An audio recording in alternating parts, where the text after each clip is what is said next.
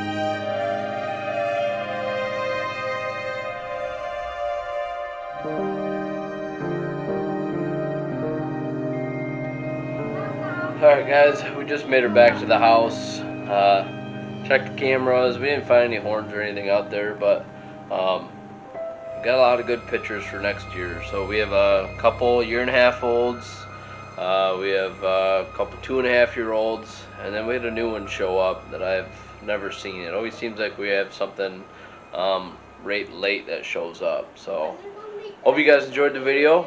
It's gonna be short, quick. Comment down below, what did you guys have make it through this 2021 hunting season. Hopefully you guys were able to get one on the wall.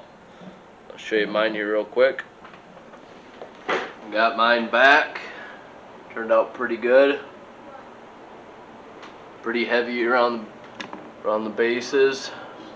Turned out pretty good. So hopefully you guys have a healthy and happy 2022. We'll see you guys out on the ice. Shoot straight.